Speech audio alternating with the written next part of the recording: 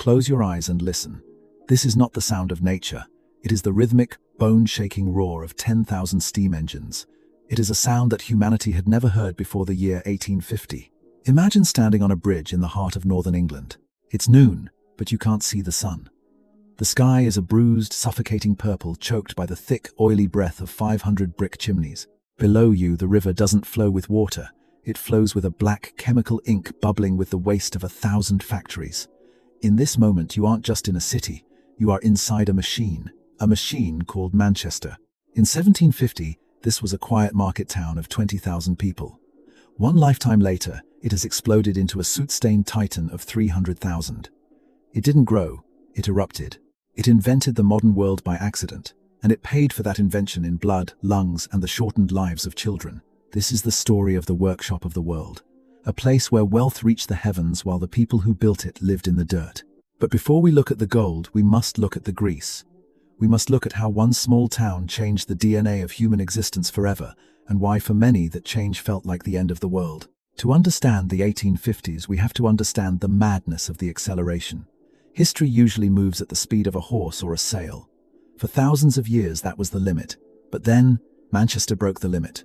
Think about the sheer scale of the transformation. In the mid-18th century, if you stood on the banks of the River Irwell, you'd see green fields, modest workshops, and a few stone churches. It was a provincial town, unremarkable in every way. Then came the white gold cotton. It started with a few water-powered mills, simple enough. But water is temperamental. It freezes in winter, it dries up in summer. Humanity needed a god that didn't sleep. They found it in steam. When James Watt's engines met the damp, humid climate of Lancashire, the perfect environment for spinning thread without it snapping, the world changed overnight. Suddenly, factories didn't need to be near a river. They could be anywhere. And where there were factories, there were jobs. Where there were jobs, there was a tidal wave of humanity. By the 1850s, Manchester had become the first industrial city in human history. It was a new species of urban existence. There was no blueprint. No one had ever tried to cram 300,000 people into a space designed for 20,000. The result was a chaotic, high-speed collision of technology and survival. Streets were laid out with no thought for the people living in them, only for the carts carrying the finished cloth. Housing was thrown up in weeks, rows of back-to-back terraces where the sun never touched the ground. There were no parks here, no gardens. Every square inch of land was a commodity to be exploited. Visitors from London, from Paris, from America, they all flocked here, and they all said the same thing: they were terrified. They called it a new Hades. The air was so thick with coal smoke that birds would literally fall dead from the sky. The buildings, originally red brick, were turned a permanent funereal black by the soot. But why did they stay? Why did they keep coming? Because the machine was hungry. The mills needed hands, thousands of them. And for a peasant struggling on a failing farm in Ireland or the English countryside, the smoke of Manchester looked like hope. They didn't know they were walking into a system that viewed human beings as just another spare part. As the 1850s dawned, Manchester wasn't just producing textiles, it was producing a new way of life. The factory bell replaced the rising sun. The rhythm of the piston replaced the rhythm of the seasons. You didn't work until the job was done. You worked until the machine let you go. But there was a shadow behind the steam, a secret that the wealthy merchants in their suburban mansions didn't want to talk about. A secret that connected the soot of Manchester to the sun-drenched plantations of the American South. If Manchester was the heart of the world, that heart was pumping blood that wasn't its own. In the next chapter, we're going into the belly of the beast. We're going inside the mills where the noise was so loud it could drive a man insane in a week, and where the air was so thick with dust that every breath was a gamble. Step inside. But be careful. One wrong move here doesn't just cost you your job, it costs you your arm. The first thing that hits you isn't the sight of the machines, it's the wall of sound. In an 1850s Manchester cotton mill, the noise is a physical force. It's the clatter of thousands of power looms, the shrieking of steam whistles, and the deep guttural thrum of the main drive shafts. It is so loud that human speech is useless. Workers here have developed their own sign language, a series of frantic gestures and lip reading, because to scream is to waste your breath in an atmosphere that is already trying to kill you. And then there's the air. Look at the shafts of light cutting through the high, grimy windows. See those white flakes dancing in the air. That's not dust, that's fluff, raw cotton fibers. It coats the floor like snow. It settles on the workers' hair until they look like ghosts. And with every breath, it enters the lungs. In the 1850s, they called it Monday morning fever. Today we know it as bisonosis. It scars the lungs from the inside out until a 40-year-old man gasps for air like he's drowning on dry land. The temperature is kept at a constant stifling 80 degrees Fahrenheit. The windows are nailed shut, not for the comfort of the workers but for the cotton. If the air gets too dry, the thread snaps. The machine's needs come first, always. Now look down. Beneath the spinning frames and the oil-slicked shadows, you'll see something moving. These are the scavengers. They are 5, 6, maybe 7 years old. While the machines are running at full speed, these children must crawl into the narrow gaps to sweep up loose cotton and clear jams. Their tiny bodies are the only tools small enough to fit. Imagine being 6 years old, your ears ringing from the roar above, crawling on a floor slick with grease, while massive iron weights and wooden beams pulse inches above your spine. One moment of fatigue, one slip of a tired hand and the gears catch. The records from Manchester infirmaries in the 1850s read like a horror script. Loss of 3 fingers, scalp torn away, arm crushed to the shoulder. The piecers, usually older girls, walk miles every shift, pacing back and forth along the spinning frames, their fingers moving with a blur of mechanical precision to tie broken threads. They don't look at you. Their eyes are fixed on the threads. They have become extensions of the machine. This is the relentless acceleration. In a pre-industrial world, a weaver might take a break to watch the rain or talk to a neighbor. Here, the steam engine is the master. It does not get tired. It does not feel pity. It dictates a pace that is fundamentally anti-human. The shift lasts 14 hours, from 6 a.m. until 8 p.m. There is no lunch break in the modern sense.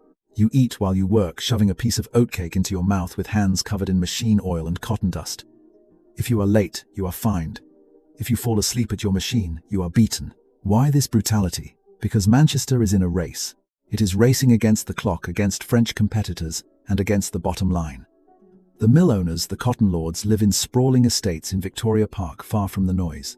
To them, the mill is a black box. You put in raw cotton and human labor at one end, and wealth comes out the other. By the mid-1850s, Manchester was producing enough cloth to wrap around the earth multiple times every year. It was a miracle of productivity. But as you watch the workers stream out of the gates at midnight, their faces hollow, their bodies bent, you have to ask, who is this miracle for? The wealth generated here is staggering. It is building the great town hall, the free trade hall, the massive warehouses that look like Italian palaces. But just 3 streets away from the opulence, the machine has created something else. It has created a nightmare of density that the world has never seen. In the next chapter, we leave the heat of the factory and enter the cold, dark alleys of Little Ireland. We will see where these workers go when the machine finally lets them go, and why in the richest city on earth the water could kill you faster than the hunger.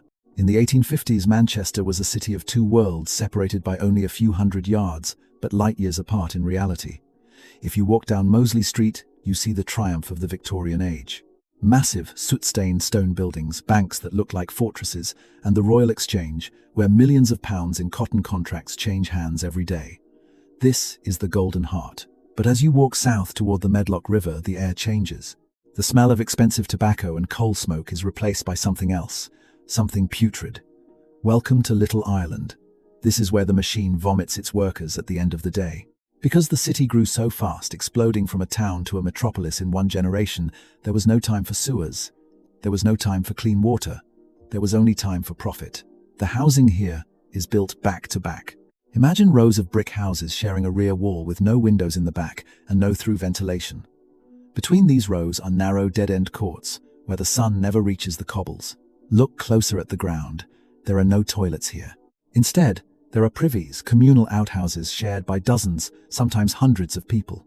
They overflow into the streets, mixing with the rain, to create a toxic sludge that coats the boots of every man, woman, and child. Inside these houses, the density is terrifying. A single room, perhaps 10 feet square, might house 2 or 3 families. In the 1851 census, investigators found cellars, damp, underground holes with mud floors where 10 people slept in a single bed of straw. Privacy didn't exist. Modesty was a luxury of the rich. In these conditions, the invisible killers moved in. Cholera, typhus, tuberculosis. They called tuberculosis the White Plague, and in the 1850s, it accounted for nearly 1/3 of all deaths in Manchester. It thrived in the damp, dark cellars. And then there is the water. In Little Ireland, your only source of water is a communal pump or the river itself. But the river is the city's sewer. People drink the same water they use to wash their waste. It is a closed loop of infection. This leads to a statistic that horrified even the Victorians. In the poorest districts of Manchester in the 1850s, the average life expectancy for a labourer was just 26 years. Think about that. In the wealthiest, most technologically advanced city on the planet, a worker could expect to live only half as long as a nobleman in the countryside. Half of all children born in these slums died before their 5th birthday. To the factory owners, these children were a renewable resource. If one died, there were 10 more Irish immigrants arriving at Victoria Station, fleeing the Great Famine, desperate for any work at any wage. Friedrich Engels, who was sent to Manchester by his wealthy father to learn the textile trade, spent his nights wandering these alleys. He wrote that he had never seen a city where class segregation was so absolute. The rich lived in the leafy suburbs of Broughton and Victoria Park, travelling to their offices on roads designed to bypass the slums, so they never had to see the misery that funded their carriages. But the workers weren't just victims, they were a powder keg. In these dark alleys between the bouts of cholera and the 14-hour shifts, the first seeds of modern politics were being sown. Radical ideas, trade unions, and the demand for the right to vote were whispering through the steam. Manchester wasn't just building cloth, it was building a class of people who would eventually demand that the world change. But where did the raw material for this chaos come from? To find the answer, we have to look far beyond the grey skies of England. We have to look across the Atlantic to the sun-bleached fields of America and a system even more brutal than the mills. Manchester, in the 1850s, was called Cottonopolis. But there is a bitter irony in that name. Not a single seed of cotton can grow in the cold, damp soil of northern England. Every thread that snapped in a Manchester mill, every shirt sold in a London shop, began its life thousands of miles away. To understand Manchester, you must look at the Atlantic Ocean. In the 1850s, this city was the beating heart of a global machine. But that machine was fueled by a crime against humanity. By 1860, a staggering 90% of the raw cotton entering Manchester's ports came from the American South. This wasn't just trade, it was a total lethal dependency. The Industrial Revolution that the world celebrated was in reality a partnership between the steam-powered gears of the North and the whip-cracked labor of the South. Think about the journey of a single bale of cotton. It starts in the blistering heat of a Mississippi or Georgia plantation. It is planted, tended, and picked by enslaved people, men, women, and children who owned nothing, not even their own bodies. Their labor was the unpaid energy that made the Victorian middle class possible. In Manchester, the mill owners spoke of free trade, as if it were a religion. They built the Free Trade Hall on the site of a massacre to celebrate the liberty of markets. But their liberty relied entirely on the most extreme form of bondage. They knew this. They weren't ignorant. The newspapers in Manchester carried advertisements for slave auctions in New Orleans right next to the prices of cotton yarn. This was the first truly global supply chain, and it was a chain in every sense of the word. When the raw cotton arrived in the port of Liverpool, it was rushed to Manchester via the newly built railways. Speed was the only god. The faster the cotton moved from the ship to the spindle, the faster the profit could be reinvested into more machines, more mills, and more power. But this dependency created a fragile world. The cotton lords of Manchester believed this flow of white gold would never end. They built an empire on the assumption that they would always have access to cheap slave-grown fiber. They were so confident that they ignored the rising tensions across the Atlantic, the growing storm of the American Civil War. This connection created a strange, haunting symmetry. In the American South, an enslaved person worked from can see to can't see under the threat of the lash. In Manchester, a factory worker worked from the first bell to the last under the threat of starvation. One was a prisoner of the law. The other was a prisoner of the system. The wealth generated by this double slavery was what transformed Manchester from a grimy town into a world capital. It funded the grand libraries, the orchestras, and the scientific breakthroughs of the age. It made Britain the most powerful nation on earth. But there was a price for this relentless acceleration. By the late 1850s, the system was vibrating with tension. The workers in Manchester were starting to realize that their plight was linked to the plight of those on the plantations. They began to see that the machine didn't just consume cotton, it consumed lives on both sides of the ocean. In 1861, the machine would finally break. When the American Civil War began and the cotton famine hit Manchester, the city would face its greatest test. The mills would fall silent, the smoke would clear, and for the first time in 80 years, the people of Manchester would have to decide, what do they value more, their bread or their soul? But before the famine, there was the pollution. Before the collapse, there was the soot. In the next chapter, we look at the environmental apocalypse of the 1850s, where the very air and water of Manchester became a warning to the future of what happens when production is the only goal. If you had stood on a hill overlooking Manchester in 1850, you wouldn't have seen a city. You would have seen a thick, grey-black bruise on the horizon. This was the first time in human history that our species successfully altered the chemistry of the air on a massive scale. In the 1850s, Manchester was not just an industrial hub. It was a laboratory for an environmental apocalypse. Let's talk about the smoke. It wasn't the light, wispy smoke of a fireplace. This was industrial smoke, heavy, oily, and laden with sulfur and soot. It poured from over 500 massive mill chimneys, 24 hours a day, 6 days a week. It was so dense that it created its own weather system. Visitors noted that even on the sunniest days, a strange artificial twilight hung over the streets. This soot didn't just stay in the air. It fell like a slow black snow. It coated everything. It turned the red brick cathedrals into obsidian monuments. It stained the laundry of the poor before it could even dry. It entered the lungs of every living thing. In the 1850s, doctors in Manchester began to notice a terrifying trend. The lungs of city dwellers, when examined after death, weren't pink. They were as black as the coal that fueled the mills. But the air was only half the story. Look down at the River Irwell. In the 1700s, this was a clear, trout-filled stream. By 1850, it had become a slow-moving, putrid sludge. Every mill along its banks used the river as a free disposal system. Dye works dumped vibrant purples, deep blues, and toxic reds directly into the water. Chemical plants added acids and chlorine. The river didn't just look dead. It was chemically volatile. Observers reported that the Irwell often gave off gases so thick they could be smelled miles away, and in some sections the river was literally bubbling with the fermentation of waste. This was the invisible cost of the cheap cotton shirts sold in America and Europe. To keep the price of textiles low, the cotton lords externalized the cost of waste. They didn't pay to clean the water or filter the air. The people of Manchester paid for it with their health, and the earth paid for it with its life. There is a haunting story from this era about the peppered moth. Before the 1850s, these moths were mostly light-colored to blend in with the lichen-covered trees. But as the soot from Manchester's chimneys killed the lichen and blackened the bark, the light moths were easily spotted and eaten by birds. Within a few decades, a rare, dark-colored mutation became the dominant form. It was evolution in real time, driven by pollution. Nature was forced to change its color just to survive Manchester. As we sit in the 21st century looking back at 1850, it's easy to judge. We see the soot and the poisoned rivers as a relic of a primitive past. But look closer. Manchester wasn't a mistake. It was a blueprint. The relentless acceleration that started here never truly stopped.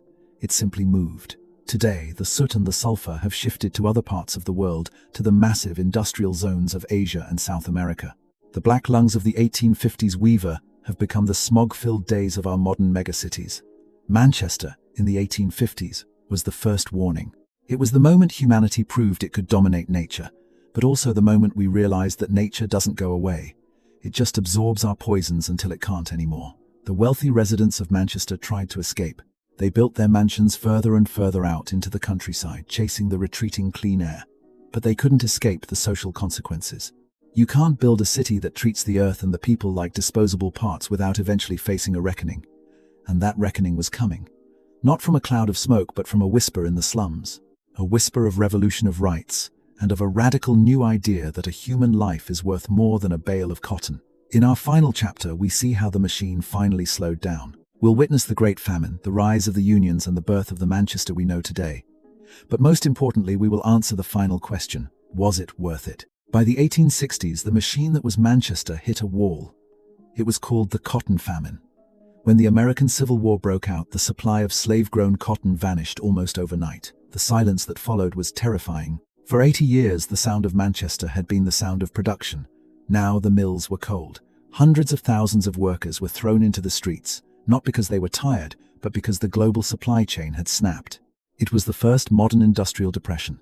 But something remarkable happened. Despite facing starvation, the workers of Manchester did something unexpected.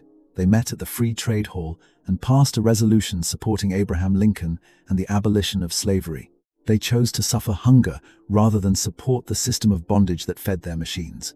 It was a moment of profound moral clarity in a city often accused of having no soul. As the American War ended and the mills eventually restarted, Manchester began to change. The relentless acceleration of the 1850s had created so much misery that it forced the world to invent the concept of social responsibility. The Factory Acts were passed, finally pulling children out from under the gears. Public health acts began to clean the rivers and clear the smoke. The trade unions, born in the dark alleys of Little Ireland, grew into a political force that would redefine the rights of every worker in the Western world. Now, let's come back to that bridge over the River Irwell where we started. If you stand there today, the air is clean. The sky is blue. The massive brick mills are still there, but they've been transformed. They are luxury apartments, tech hubs, and modern museums. The soot has been scrubbed away, revealing the warm red brick beneath. Manchester today is a vibrant, creative city. It is proud of its history, but it is a history seen through a filtered lens. We walk these streets drinking expensive coffee in buildings where 6-year-old scavengers once lost their fingers. We benefit every day from the modern world that was invented here, the speed, the connectivity, the mass production. But we must ask the final question. Was it worth it? Was the relentless acceleration of the 1850s a necessary step for human progress, or was it a wrong turn into a dark alley of greed? There is no simple answer. If Manchester hadn't exploded into existence, you might not be watching this video on a high-tech device right now. The medical breakthroughs, the transport systems, the very comfort of our lives were paid for by the 26-year life expectancy of a Victorian labourer. We are living in the house they built, but we rarely look at the blood in the mortar. Manchester, in the 1850s, was the first time humanity dared to play God with steam and steel. It showed us what we are capable of achieving and what we are capable of enduring. It was a city of magnificent light and terrifying shadow. As we move deeper into our own century, facing our own environmental and social machines, perhaps the lesson of Manchester is this: progress without humanity is just a faster way to reach the end. We can have the speed and we can have the soul, but only if we remember that a city is not a machine. A city is the people who breathe its air. Thank you for traveling back to 1850 with us. If this journey moved you or made you see our modern world differently, please share this story. The voices of the past are only silent if we forget to listen. What city or what moment in history should we bring back to life next? Let us know in the comments below. Until next time, keep looking beneath the surface.